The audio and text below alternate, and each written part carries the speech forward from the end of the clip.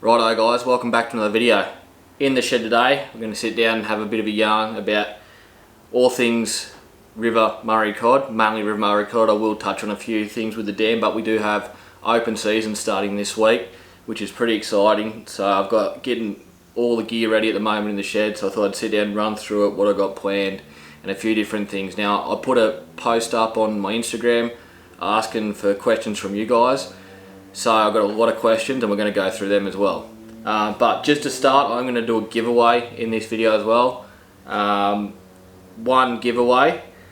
And to win everything that I've got here, all you got to do is you got to watch the end of the video, and that's when I'll tell you what you got to do. So watch to the end and then you'll have a chance to win all this stuff. So basically what I got, this is one of the better things, a big Bait Sanity Explorer glide. Big 100mm Mazzy vibe, Daiwa RPM crank, good little river lure, cod and yellow belly. Little bassman tubby, same thing, little crankbait. Got one of the old school Assassin half-ounce spinnerbaits. Pack of my favourites, the Daiwa Bait Junkie 6.2 inch minnows. Absolutely love these things in the river for cod. 5.5 inch Xeric live mullet. And we'll top it all off with a 270 metre spool of 50 pound Daiwa J braid, which is my favourite go-to stuff for all Murray cod fishing. So I'm going to move that over to the side, but yeah, watch the end of the video and I'll tell you how you can enter to win all this stuff. I'm just going to move this over here. Righto, so how we're going to do this is I'm going to have a bit of a yarn about everything. That'll pretty much, I've got a lot of questions on Instagram, so I've sort of broken it down into 5 or 6 categories, which I'll talk about, which should cover most questions. Then I'll pull the phone out and quickly go through anything that I missed. But basically, we'll start with, what this video is going to be about. It's going to be mainly about rivers. I did get a lot of questions about dams and also about live scope, so we may as well address it now. I have sold all my whole live scope kit, so I'm not using it anymore. And to be honest, I probably don't have any plans to fish impoundments for cod this season. Not saying I won't, but at the moment it's not really where my head's at or what I want to do. I'm more focused on fishing purely the rivers for the cod and other things like flathead and that, but this video is about Murray cod. So the impoundment stuff for me, the last sort of 5-6 years I've gone nearly really hard on the impoundment stuff. Maybe the last 2 seasons I've gone back to the river, but before that, I had 3 or 4 really hard seasons on the impoundments, and that's pretty much all the fishing I did. And I've just sort of got over it a bit nowadays, to be honest. I had some pretty good success back in the days doing it, and it sort of gets a little bit repetitive for me.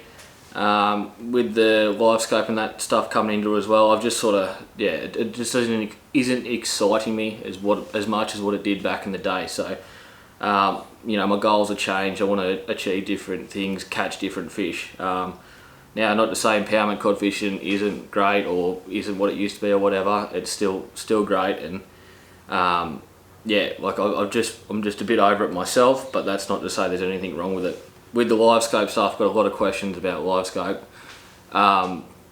It's just my opinion. I've used it. I got it pretty much way back at pretty early when it come into the country. I was one of pretty early getting it. I don't want this video to go on much about the live scope stuff, but I've just kind of got over it. It's not my style of fishing. I used it for a fair while, and I've just got over it. So I thought, why not sell it and just go back to the way I grew up fishing and how I like fishing. And since I've had it off, I've been really enjoying it, chasing different stuff. Is it worth getting? Had a lot of people asking, is it worth getting? My opinion, like I've just sold it, so I'm going to say no, it's not worth getting. But if you're chasing impoundment cod or yellow belly, that type of stuff, exclusively, it definitely is beneficial. It just depends. Your best option would be to get onto a boat that's got it, somewhat like tee up a session with someone that's got it if you haven't seen it before, and go have a look at it and see if you like it. I've got nothing against it. it's just, yeah, not my cup of tea anymore. So I'll leave it at that. Location stuff. Got a lot of messages about locations to do with rivers mainly. I don't give locations away. You know, in my videos I never really say where I'm going, especially down the rivers. Now, I'm in the central western New South Wales, so the majority of my fishing is done around this area. So the main rivers are sort of the Lachlan and the Macquarie, and there's a heap of smaller ones in this area. So I fish a fair bit around, but they're my main type of systems. I don't give exact spots away, because a lot of the spots that I go to, I've worked pretty hard over the years, and you know, I've fished like the whole waterways from sort of start to finish over the last sort of 15 years to work out where the best holes are. So I don't give that stuff away, and it sort of takes away from it as well. You know, growing up doing all those Ks, fishing all the water is half the fun. You know, getting down there, putting Ks in the legs and finding spots for yourself is what it's all about. It's not always about catching fish, it's getting out there, and when you find a special spot, you've got that to yourself. So yeah, few questions about if I fish, you know, private access water or public. To be honest, a bit of both. I've got a few spots these days that I get private access onto, which is really handy, because yeah, you can get to some pretty cool spots where less people fish. But I still do a lot of fishing where it's sort of public access, and walk from the public access up and down the river.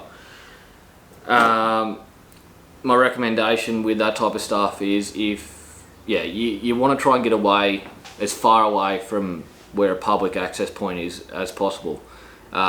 Basically, the more people that can access that spot, the more pressure the water's going to get, and generally the tougher the fishing will be. So, you know, growing up, a lot of the fishing I did was hiking multiple Ks into spots, or down river into a spot, and doing multi-day trips. You know, 2-3 days, stay 1 or 2 nights,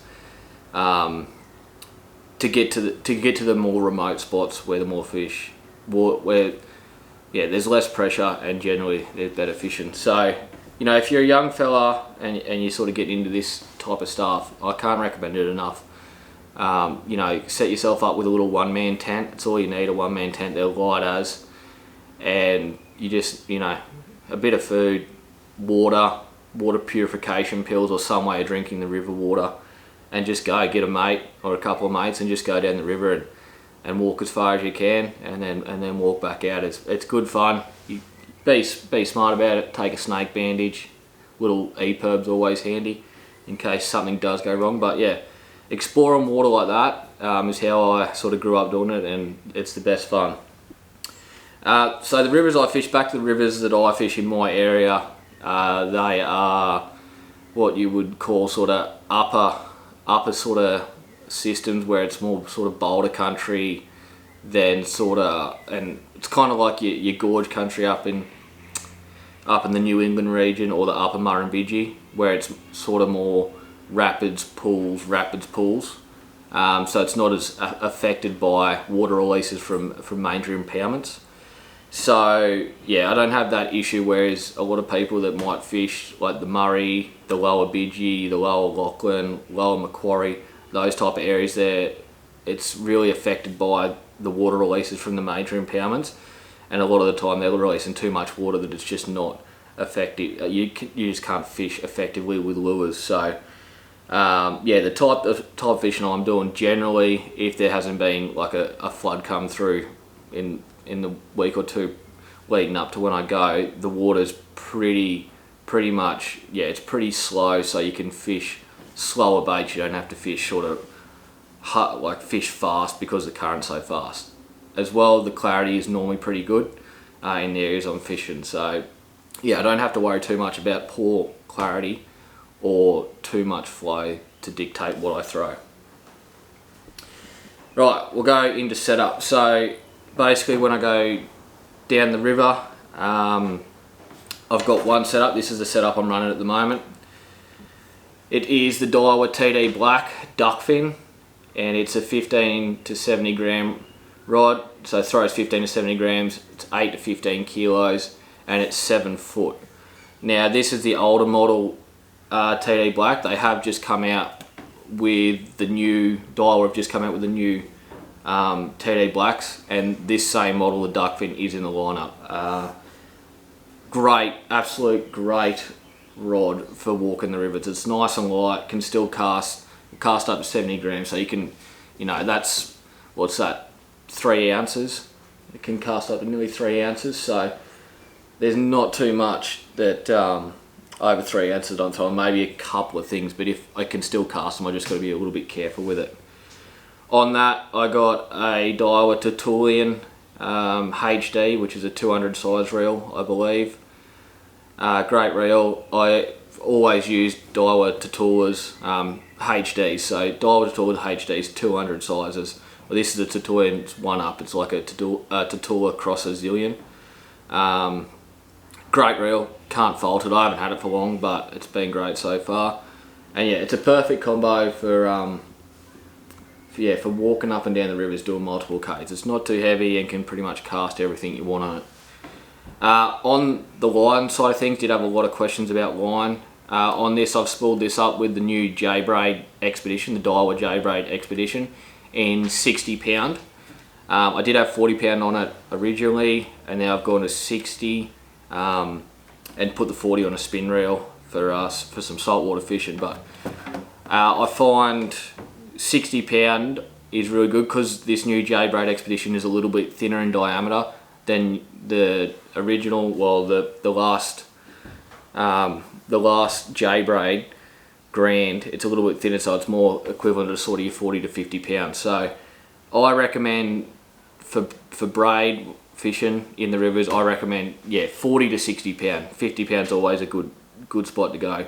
I don't have, there's no dramas with the size of the line. You want to have, I like to go heavy. If you're casting heavy baits, it's nice to have a nice thick braid, just cast better. If you do get a backlash with a heavy bait, your braid won't snap, because it's, if you get a backlash with a real heavy bait and you've got, say, 15, 20 pound braid, it can easily just snap and you'll just send $100 out into the middle of the river. So it's good for that. You're also generally going to be fishing in some gnarly country in the rivers, so timber, rocks. 50 pounds got a bit, it's obviously stronger, so a bit more abrasion resistance to that type of stuff. If you do hook a fish and it runs you over some rocks or into some timber, you've got more chance of getting them out. And to be honest, I don't think when you're casting big baits, you're not going to lose any distance in your cast by going to 50 pound instead of, say, 20. So yeah, I'd definitely recommend, even catching small fish, you know, your 50, 60 centimetre fish, or throwing small lures like small light spinnerbaits, you can still do it all on 50 pounds. So especially for the young fellas getting into it, I'd recommend going, you know, 40 or 50 pound. Especially, you know, if you do hook a big fish, it's very beneficial to have that heavy line to support you. In saying that, growing up, I did always fish sort of 20 and 30 pound and did catch some big fish on it. But I also did get broken off a couple of times when I was younger, so hence why I go to this now, and I'm also throwing big lures all the time. When it comes to leader, I'll be using a 40 pound J-thread leader. 40 or 50 pound I generally go, but yeah, 40 pound ties a bit better knot, I reckon. And yeah, I just like 40 pound. Haven't been snapped off, touch wood, on 40 pound before. So yeah, 40 pound leader, 40 or 50, doesn't really matter. But yeah, you want a strong leader if you're going to be targeting fish and you've got the opportunity to catch a big one. So that's the combo that I'm using for the rivers. Better just watch this horse race. Damn it. I'm out of the quaddie. Righto, lures. So what I've done with the lures here is I've got basically my selection that I'm going to be taking down. So my first trip, I'm actually going to be away for opening weekend. Unfortunately, I'm going to be on a Bucks party in Adelaide, which, you know, I'm not too sad about that. But it is going to be the first time I've missed fishing the 1st of December for quite some time. But in saying that, when I get back from Adelaide, I've got the next week, me and a mate are going down for 3 days on the river. So this is what I'll be taking down the river. We'll start with top water and we'll go right through. So here we've got a lure that was really successful for me last season. The Coolabung Cod Cracker or Cod Walker. I think it's Cod Cracker. And I'm pretty sure it's 130 mil. Don't quote me on it, but it's not the big one. It's the sort of smaller one. Had so much success on this lure. I definitely recommend them if you can track them down. Really good lure. For some reason, I don't know what it is, but it's got a great action, and I got more hits on this than any other surface lure I've sort of used ever before. Last year, I just got so many hits. In saying that, I didn't have the best hookup rate, but it's great lure. They're cheap if you can find them. They can be a little bit hard to find, but I definitely check them out. So that'll be my only paddler. I might take one other as a spare, but I don't know what that'll be yet. Then we've got wake baits. So this is a handmade lure. JJ's Plague made this for me. It's actually dated back in 2017. I actually found it the other day. I thought I lost it, but I found it at my parents' house when I was up there. It's I think it's 160 mil, white, little mouse, beautiful handmade lure. And yeah, I've never really used it. I only used it at Copeton once, way back in the day, and yeah, I found it again. So that'll go in. This one is the lure that I'm probably most excited to use this season. This is the DRT Joker. I'm a little bit obsessed with fishing DRT baits at the moment. Now, a lot of people probably don't know what DRT baits are. They're a high-end Japanese brand of lures, and they're pretty scarce. They're pretty hard to get your hands on, but if you can track them down, they are sick. If you watched my videos last season, I had some pretty good success on the Tiny Clash, which is another DRT bait. But yeah, this is the Joker. It's a wake bait. It's really unique. It's really thick across the top. It's about 7 or 8 inches. It's a bit over 2 ounces, I think. And I've swum it in the pool. I haven't had a chance to swim in the river yet because I only got them a couple of weeks ago. But in the pool, the action is insane. So I cannot wait. This is going to be my first lure I tie on when I get down the river. For that first session, I'm so excited to throw it. Yeah.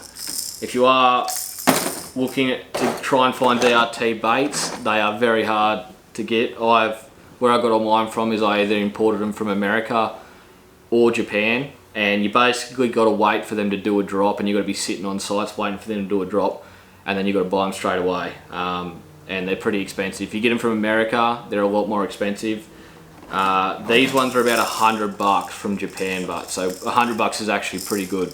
I spent a lot more on them before from the US. So hard to find, but they're sick, and this is the type of stuff that I like to use. I'm at that stage in my sort of fishing, Murray Cod fishing sort of career, I guess you could say, where I'm trying to catch fish or target fish on new lures and stuff that not many people throw for them. So that's all the surface. Then we'll go to sort of swim baits. So first off, this is another DRT bait. This is the Clash 9.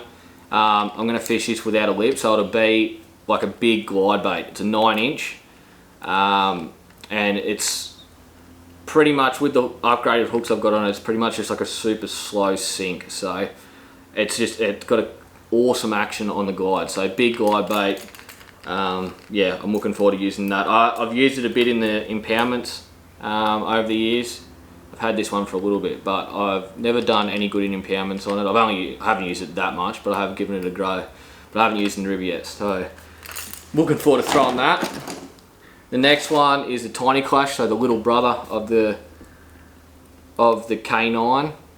This is the Tiny Clash, 6.6 inches. Now this is the one that I had a lot of success on at the back end of last season. Caught a lot of fish on this and a couple of really nice fish on it. She's pretty beat up. She's got some character about her. Yeah, it's got some big teeth marks, and I'm looking forward to getting this back out there. This is probably my most confident bait at the moment. It's just that perfect bite size for all size Murray Cod. got a lot of action on it. Fish it with the lip in this one, and just a super slow wind, and it's just like a little swim bait. Swims about, gets about a metre under the surface. Killer lure. Next up is a little 6-inch bull shad. Got a couple of these. Slow sinking, 6-inch, just another perfect snack size for the river. Pretty straightforward, just slow wind them back in. Jakko Gania. Most people would know what a Jakko Gania is these days. They're pretty prominent in every codfish show's box. Great lure in the impoundments, and also great lure in the rivers. Had plenty of success on this thing, impoundments and rivers over the years, and yeah, it always goes in. Great action, slow wind and pause. Pretty straightforward with that one. Next up is a Huddleston, which is a soft wedge tail bait, an American bait. For those that don't know what these are, American Huddleston are basically like one of the OG swim baits over in America for targeting largemouth bass over there. I'd say Huddlestons have accounted for more, double-digit largemouth bass than any other swim bait. They're one of the OGs, and they still make a killer bait. This is a 6/8, so it's a 6-inch bait with an 8-inch tail, so a bigger tail on it. You can also get them in 8-inch and 10-inch. I fish the 8s and 10s in the impoundments, and I have fished this in the impoundments as well. But I do find this 6/8 size is perfect for the rivers. So this is an ROF5, which is ROF stands for rate of fall. So rate of fall, ROF5, so it's 5 feet. It'll sink 5 feet every 10 seconds. So you can get them in a ROF0, which obviously doesn't sink at all, is a surface. You can get them ROF5, ROF12 and an ROF16. But for the rivers, where I'm fishing, a lot of the time it's not that deep, and I like to fish above the fish's head, so I find the ROF5 perfect. Most of the time you're swimming it in about a metre of water, same as that Tiny Clash. Killer action, slow wind, it tracks dead straight, and that wedge tail just goes side to side. Killer action. I've got 3 of these, so this is going to be another confidence bait for this season. I love that colour too. It looks like a redfin perch, and at the moment the rivers have got a lot of redfin in them. Right, next I've got a duckfin shad. So I do love throwing my weedless plastics. Basically all the plastics that I'll throw will be weedless this season. I find the hookup rate on the weedless is great, and obviously you don't get snagged as much. So, and when you're walking on the banks, not in a kayak or a boat, it is handy not getting snagged all the time, because you either have to snap it off or you have to go for a swim. And I'm a bit of a pussy when it comes to that stuff, so I'd rather not snag up and just use a weedless. And I find, as I said, the hookup's great on them. And if once you do sting that fish, you put it in the corner of the jaw, he's not coming off. So, this is an 8-inch duckfin shad. Obviously, it's very hard to get. They don't make the duckfin shads anymore, so it's very hard to get. But I've obviously got a fair stock of them, so this is what I use. This is on a 12-0 owner, 3/4 ounce. But there's a lot of 8-inch plastics out there. Irukandjis are pretty good, and also the new Cast Prodigies. They're another one that's pretty good in that 8-inch size. Another good one is the Kitech Swing Impacts in the 7.8-inch. But yeah, anything in that 8-inch weedless I really like. Good for big fish. But I'll be using the duck fins. And then of course got the Bait Junkie, Dollar Bait Junkie minnows. This is just a pack of them. 6.2 inch, a lot of success on these last season. They're cheap as chips. I like to fish them on an owner beast hook, a 10-0 owner beast hook, 1/2 ounce weight on them. These are pretty buoyant, the Bait Junkies, and I just find that 1/2 ounce 10-0, it's plenty of gape in the hook, perfect hookup, cheap as chips, and yeah, just a great combo. I've told a fair few people to get onto these, and nearly everyone I've recommended these to have sent me a message back saying thanks heaps for that. Caught some good fish on them. So yeah, definitely check that out. Great lure. Right, that's it. That's what I've got. So, oh sorry, one more. Chatterbait. This is just a ounce mumbler from Bassman with a 6.2 inch bait junkie on the back. Got a couple of them, so a couple of chatterbaits, and that's it. So one thing you'll notice is I don't have any spinnerbaits up here, which most people will be like, why not, you're fishing the rivers, spinnerbaits. Honestly, I haven't used spinnerbaits for a couple of years down the river. Yeah, I don't know, growing up, I only ever fish spinnerbaits, and if anyone's getting into cod fishing, I'd definitely recommend picking up 1/2 or 5/8 of an ounce spinnerbaits with a sort of 4, 5, 6 inch trailer on them and a stinger hook. They definitely catch fish, spinnerbaits, and that's why I'd recommend it to anyone getting into it. But I do think, you know, the small fish are a lot more susceptible to being caught on them, and the big fish, I just don't see the big fish eating them as much as this other type of stuff that I'm using. So if you're going out there and you just want to catch a fish, definitely chuck a spinnerbait on. But for me, where I am at the moment, I more than catch numbers, I want to catch fish on certain lures, and I want to catch big fish. That's what I'm chasing. So what you'll notice pretty much throughout that selection of lures is they're all pretty natural. They're not sort of reaction bait. So there's a couple of top waters that you could say are reaction, but top water is a big fish technique. And then the majority of the rest of it is sort of swim bait orientated. So that natural presence, mimicking a fish just swimming along. And that's, in my opinion, the best way to target big fish in the water that I'm fishing. Now, if I was fishing areas like the lower Murray or Murrumbidgee, that type of stuff where the water's dirty or the flow's really hard, that's when I would start to think about using spinnerbaits or hard bodies. That's the other thing, there's no hard bodies in here. So basically, I'm not fishing any hard bodies or spinnerbaits in the water I'm in, but if I was in the circumstances where I had heavy flows or the water was really dirty, well, that's when I would take spinnerbaits and hard bodies. A lot of the time in that water, when it's quick flowing and dirty, they're your most effective lures. It's not effective to actually throw a swim bait. With a swim bait, you need the water to not be moving too much so you can effectively retrieve it.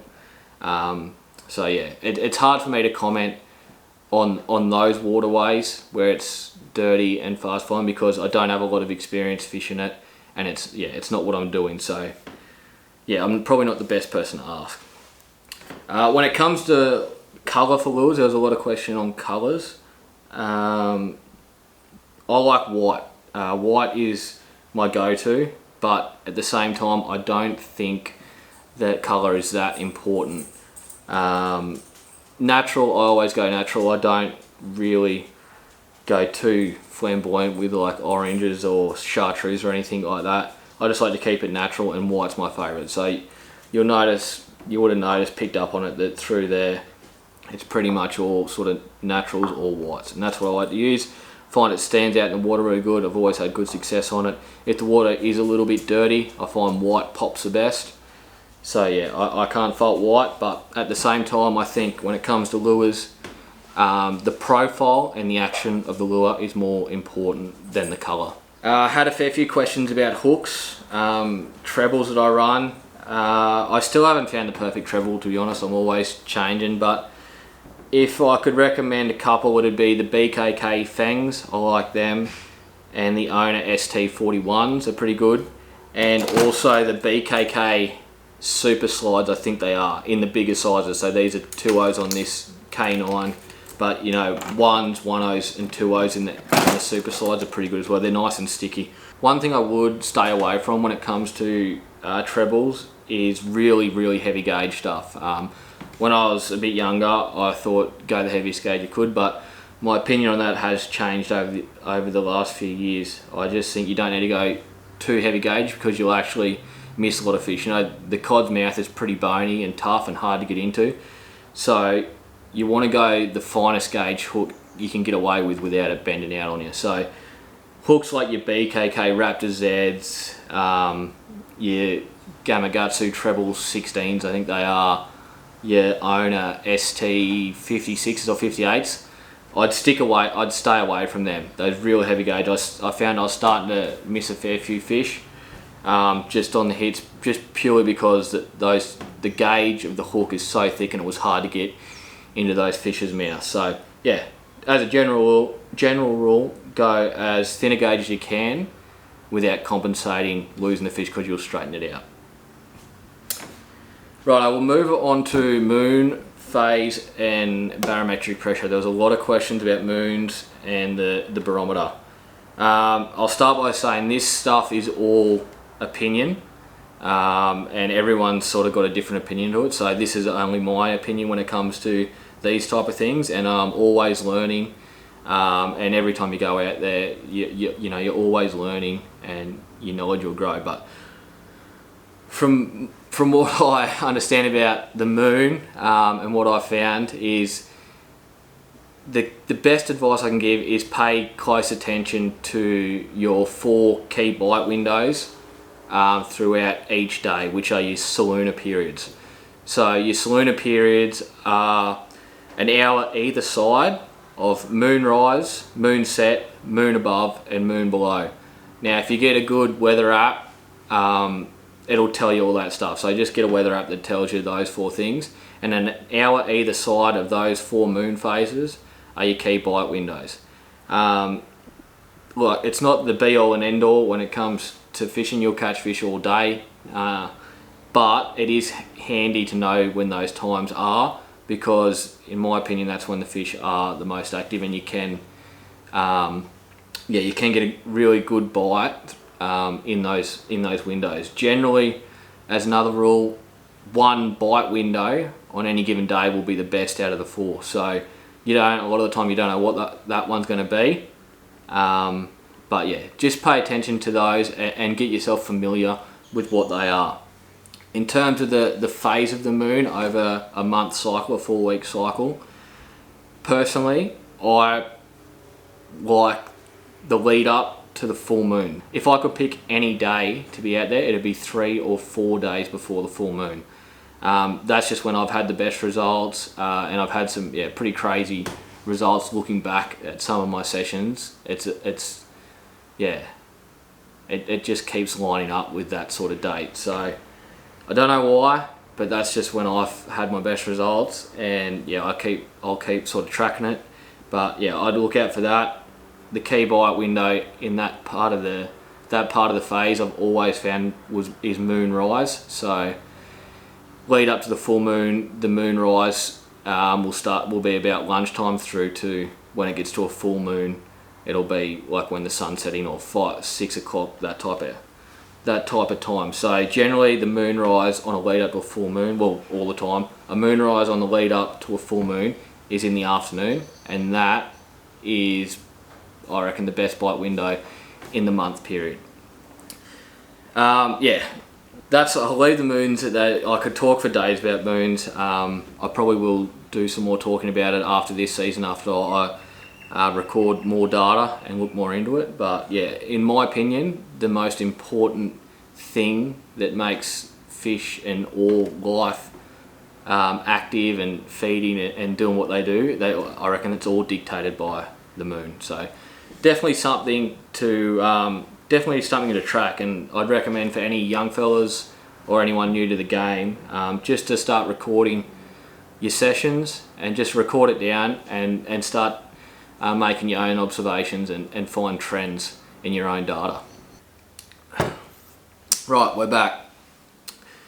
Camera just went flat, so I had to go change the battery, and I needed to grab a beer and watch a horse race. Anyway, let's talk about barometric pressure. Now, barometric pressure is an interesting one. A lot of people got an opinion, well, nearly everyone's got an opinion on it. It doesn't matter if it's Murray Cod fishing or if it's any fishing. Barometric pressure is always talked about. Now, in cod fishing, a lot of you would have heard, most people would have heard the saying 10-20 fish is plenty. And that's what a lot of people live by. My opinion's a little bit different these days. Over the last few seasons, I've changed my opinion, and basically these days I don't think barometric pressure plays much of an impact at all when it comes to how the fish react to different changes or what the pressure is. Now, it's just my opinion, of course, so don't sort of come at me too aggressively, but the reason is, we think that the air pressure has an effect on the swim bladder of the fish, but they're in water. Say a fish is down 5 meters, the water pressure is so much greater on the swim bladder than what the air pressure is, that if say the barometric pressure's 1,000, at 1020 and it drops to 1,000, then the fish only has to go up or down, I don't know which way it is, but has to go up or down, you know, a foot in the water column to sort of make that change, to even out that change in air pressure or barometric pressure in the water column, because the water pressure is so much different. You know, like if you go swimming and you dive down, you know, your ears, you feel that water pressure. It's the same as when you're bringing fish up from the deep and they get barotrauma. That water pressure affects the fish so much more than the air pressure. And this is just my opinion. I've been doing a fair bit of reading on this type of stuff, and I'm not the best at sort of conveying the message. And I've still got a lot to learn, but yeah, it's my opinion, and also from what I've tracked over the years with my own data, that the barometric pressure doesn't really make any difference at all. Now, a lot of people definitely won't agree with me on this, and that's fine. It's an opinion thing, and no one's ever going to be right when it comes to this type of stuff. But what I would say is I certainly wouldn't be sort of calling a trip off or planning a trip around a barometric pressure these days. If you could give me, you know, a high barometric pressure, say 1020 or over, is associated with a high pressure system, which is generally associated with, you know, clear skies, nice weather, which the majority of us, that's when we like to go fishing. You know, light winds, it's a nice day, sun's out, that's when we want to be fishing. There's going to be more people fishing at those times. Therefore, more people are going to catch fish at those times, purely because there's more people out there fishing. Now, a lot of people go home, check said, oh, I had a good day, pressure was 1025, that's great. And that's why I think there's this whole thing that, you know, 1020 fish are plenty. But for me, I would much prefer a low pressure, say 1005, overcast day with drizzling rain. I would be much more confident on a day like that out fishing than a full sun out day with a high pressure system. Now, it's just my opinion. When it comes to weather fronts, and if there's a low pressure system moving in, that is my favourite time to be out there fishing. So if you know, like if there's afternoon storms coming in, you can feel it yourself. You're like, geez, there's something happening. A great indication is the ants on the ground. If you look down and you see the ants are going ballistic, that's a good time to be going out there fishing. Everything sort of comes alive when there's those systems pushing in. Now, of course, big lows, storms and that type of stuff has there's a drop in barometric pressure associated with that, but I think it's more to do with cloud cover rolling in and all this other weather stuff that's going on more so than the barometric pressure. You know, a lot of people can say, yeah, but the barometric pressure is dropping. Well, my counter argument would be, but there's a lot more cloud cover. Now, I'd rather fish under cloud cover than sun. So, you know, it's an opinion thing. This is just my opinion, and I'm looking forward to sort of tracking this a lot more into the future with my own data and finding out. But as of right now, I just don't think that barometric pressure really plays much of a part. And, you know, a lot of the reading, like sort of old stuff that I've been reading from England and America, it shares those opinions with me. But yeah, so each their own on that one. It's opinion thing. Same as the moon. All this stuff, this is the stuff that really sort of keeps me up at night and keeps me thinking, and it's what I love. But yeah, it's all an opinion thing, and that's just where I'm at the moment with the barometric pressure. Righto, I'm going to pull Instagram up and we're going to go through these questions. Now, I'm just going to quickly flick through them. So I've tried to cover in those sort of 5 or 6 different subtopics. I've tried to cover most things, but we'll just go through them and what I've got. So, you know, what river system do I fish? I've covered that. There's a lot of pie questions still. The pies, just people love the pies. Look, the pie reviews aren't coming back anytime soon. There's no plans for the pie reviews to come back. What trips have you got planned so far, Lockie Far? Yeah, I've got that trip first week, well, after opening weekend, the weekend after, or the week after, I've got 3 days down the river.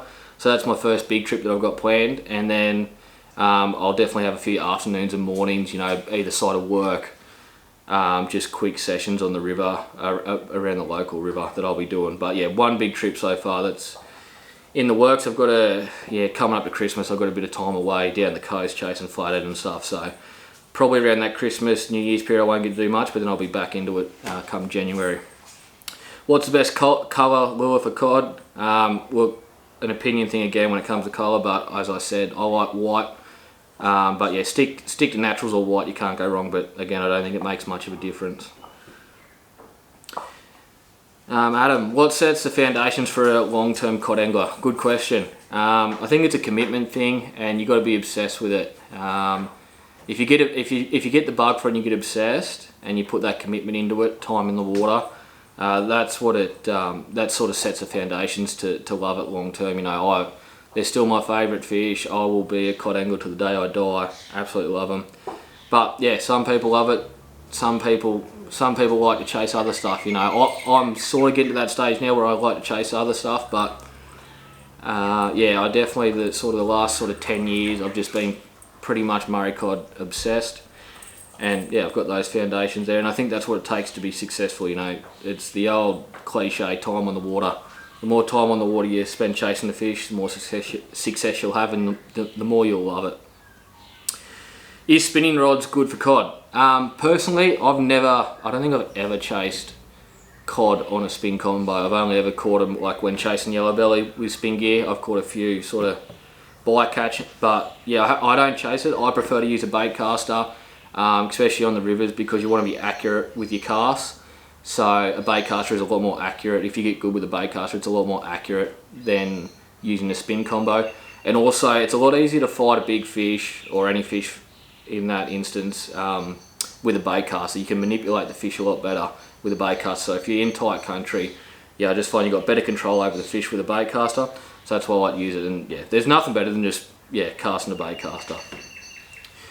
Go-to lure styles or sizes for river cod. So as I said, at the moment, I'm chasing those bigger fish. I'm going naturals, or sort of natural swim bait type stuff is what I'm focusing on.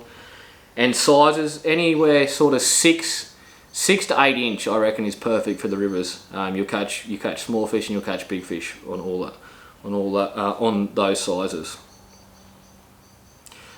Do you use different pound line from fishing dams to rivers? Nah, not really. I pretty much use 50 or 60 pound braid. If I am fishing the dams, I'll sometimes go to a 60 pound leader, and then in the rivers I'll run 40. But yeah, I'm happy if I'm one or the other. I'm happy to use the same rod with the same line on it. TN60 is good for flicking the river banks. Yeah, you'll pick up good yellers throwing the TN60s, and yeah, it's not something I do, but I've definitely fished with people that throw TN60s a bit, and you definitely catch fish on them. You're sort of targeting that smaller class of fish, but they definitely work. I'd probably recommend going up to a TN70 or the TN80s that are out now. Just a bit bigger. You'll still catch a small fish, but you're better chance at sort of fooling those bigger fish. So yeah, if you got TN60s using, but yeah, I'd step it up to a TN70 or a TN80. What is your favourite lure to use at the moment? It's this Tiny Clash, DRT Tiny Clash. Obviously they're hard to get, but the other one, honestly, is just these Bait Junkie 6.2 inch minnows on a weedless hook. So easy just to be walking the banks when the sun's up and just flicking them under the branches and in tight to the structure.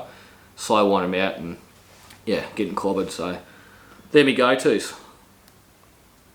Adam Line, what an idiot. What's your go-to bait? Worms or prawns?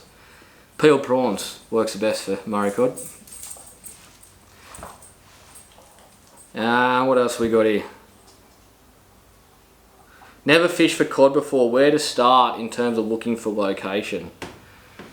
Tough, depends where you are. I don't know where you're based, mate, but yeah, you just gotta, if you're based like on the coast, you obviously got to go over the Great Dividing Range, and just a good thing to go by is any major dams that have cod in them. So all your major dams like Burrinjuck, Waring, Wayangla, Burrendong, Wyangler, and then all the way up Copeton. Any of the rivers that go in or out of those dams should have and will have cod in them. So that's a good place to start. Any of those major dams, any of the rivers that flow in or out of those are a good place to start when it comes to looking for river fish. But yeah, it's hard for me to comment when I don't know where you are. Preston, how do I learn more about the moon phases and just patterns that switch the cod on? Best way to learn more is time on the water and tracking your results. I know you, Preston, you're getting right into your cod fishing, which is great to see. So yeah, I'd recommend, mate.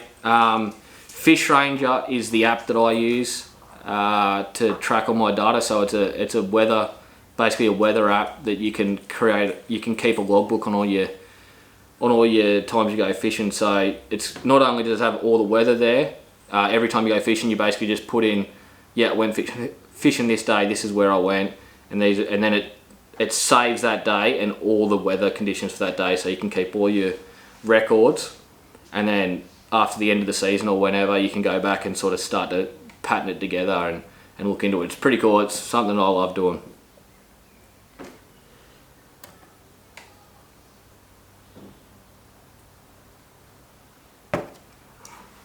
Can you start off with lighter gear?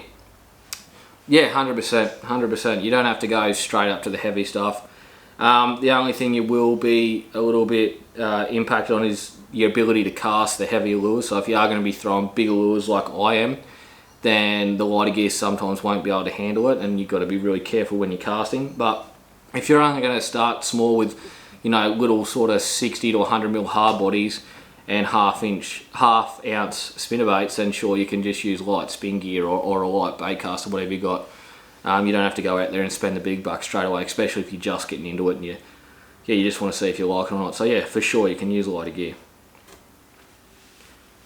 Any old school river fishing videos with the boys this season? Yeah, I've got a few trips planned with a couple of the boys. It's hard. Some of the OGs, some of the boys I fished with back in the day, they don't go fishing too much. Everyone's got kids and stuff these days, so time's tough. But yeah, we'll try and get a few videos out that sort of back like the good old days. Do you think cod fishing is getting harder each year? Good question. Yes and no. I would say yes and no. I think the fish are definitely getting a lot smarter because I think the pressure is increasing, which is good because that means there's more people out fishing, which is what you want to see. So yeah, I do think the pressure is more, but I think the fish are growing in population. You know, majority of us now all catch and release, which is great. We've had some good years of rain, so recruitment's been good, and stockings are always really good as well. So yeah, I do think they are learning, but the technology is also helping us out a lot. So that's helping us catch more. You know, not just with stuff like live tech, but also with all the new lures that are coming out, the gear that we use. You know, all this sort of technology is helping us catch more fish. You know, we're not still out there throwing floppies around on straight mono. We've got the best braids. We're using these Japanese high-end lures and stuff, and it definitely puts it back in our favour when you're using that stuff. So yes and no, but I do think there's more fish out there to catch than there was sort of 20 or 30 years ago. Where I think cod fishing's in a good space. What are the best budget lures to use for cod? The stuff I use these days is normally pretty high end. So yeah, it doesn't really apply to some of the young guys that might not have as much money. But you know, as I've said, just little plastics like those 6.2 inch bait junk minnows, great one. They're about $10 for 3, and then you just got to get yourself some weedless hooks so you can fish them on a jig head. They're pretty foolproof. You just have to cast them out and wind them back. Just anything, spinnerbaits, just cheap spinnerbaits. Spinnerbaits are pretty foolproof. They work. Stuff like, orgies, just your run-of-the-mill sort of hard bodies and that. You don't have to go out and be spending over $100 on swim baits like I am to go out there and catch fish. Have you ever fished Lake Mulwala? No, I haven't. Definitely one that I want to fish. I've been to the town, but I haven't actually fished it. That is definitely an impoundment that I want to fish one day. How deep do you want your diving lures diving? For me, I always like to be above the fish's eye line when I'm fishing, so that's why you notice a lot of the stuff that I'm using is fishing close to the surface. You know, the Murray Cod, their eyes are on top of their head and they're looking up all the time, so they like to feed up, hence why they're really susceptible to eating surface lures. So for me, I like to, yeah, I don't like to, if I'm fishing a hard body, I don't go in the river, I wouldn't be going too deep. So think of stuff like your mega bass, big M's, they don't go too deep, a good lure. Yeah, I definitely wouldn't want to be dredging the bottom. That's just me, personally. I know other people do that and do have success, but for me, I like to be higher in the water column. And generally you're targeting more active fish. If the fish are sitting down on the bottom, they're not generally active and don't want to feed. Why is cod your favourite species to target? I just love them. I don't know, it's hard to explain. I think they're just they're a cool fish. They get really big. They look stunning. They're just a special fish. The hit, the places you catch them, it's another thing. You know, you can get yourself into some pretty cool rivers and that to catch them, and they grow big. And yeah, I don't know, I'm just obsessed with them. I'd say most, like everyone that's watching this video, they're just hard to beat. Personal opinion on barometric pressure. Do you look into it? So I pretty much answered all that. I'm not big on, or do you mainly focus on the moon? Yeah, in my opinion, the number one thing that sort of affects fish, Murray Cod, and all forms of life is it's all sort of dictated by the moon, in my opinion. Is it more about location or skill? Pretty good question, that. Yeah, if you get yourself into some good, if you put the effort into getting to good locations, or you've got access to locations where there's lots of fish, big fish, then obviously you're gonna have better results than the bloke that doesn't have access to that and is fishing, you know, public sort of bridges or wherever they can get, where it's highly pressured. So yeah, good question. Oh yeah, I can't really answer, but yeah, definitely getting yourself into more remote locations where less people get is definitely an advantage. What's the perfect time of day to go cod fishing? Got this question, there's a fair few about like what's the perfect time.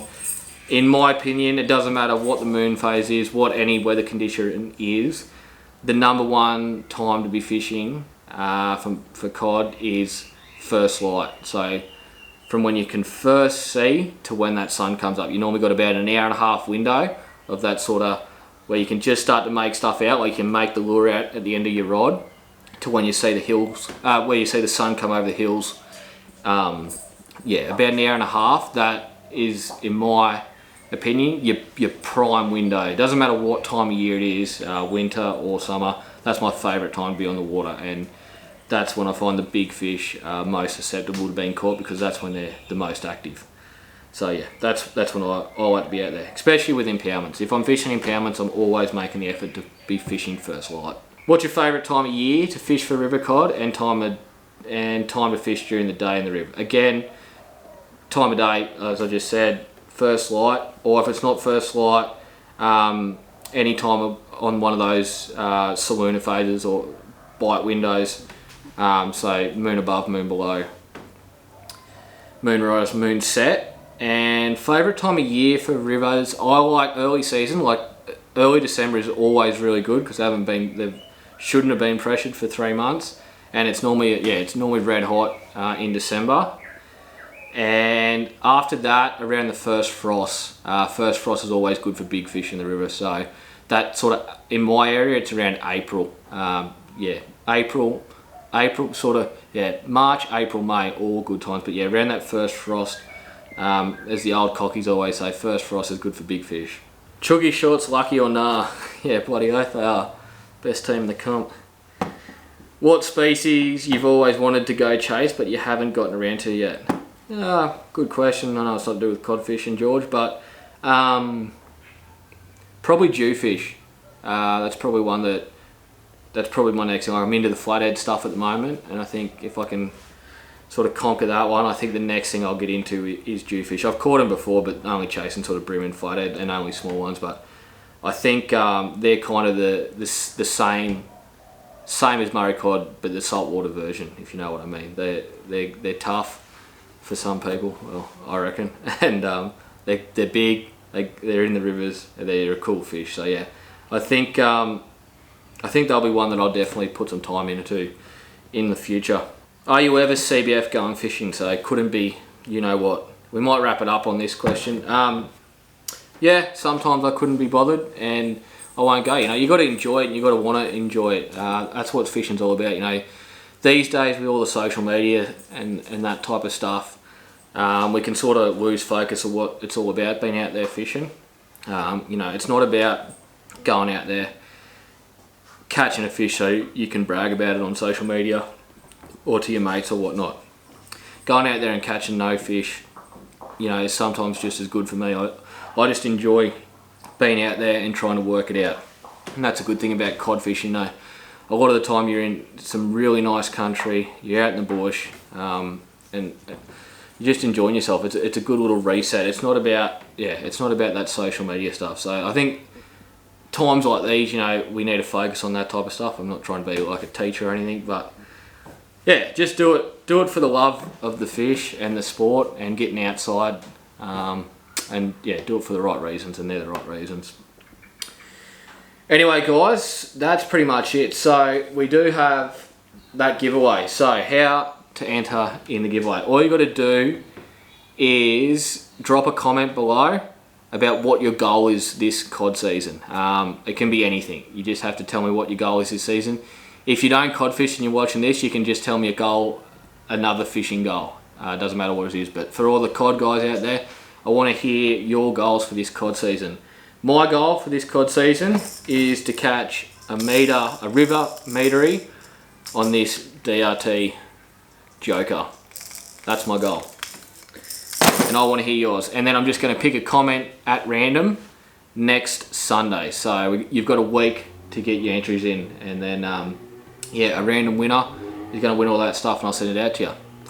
Anyway guys, that's going to wrap it up. I appreciate everyone for watching, and I hope you've got something out of it. I know I do ramble on a fair bit, but hopefully you've enjoyed it, got something out of it, and yeah, enjoy cod season. I hope everyone's getting out there, everyone that does get out there has a great trip, gets into some fish and just enjoys being out. You know, if you're camping, whatever, just enjoy it. So thanks for watching guys, and I'll see you in the next vid.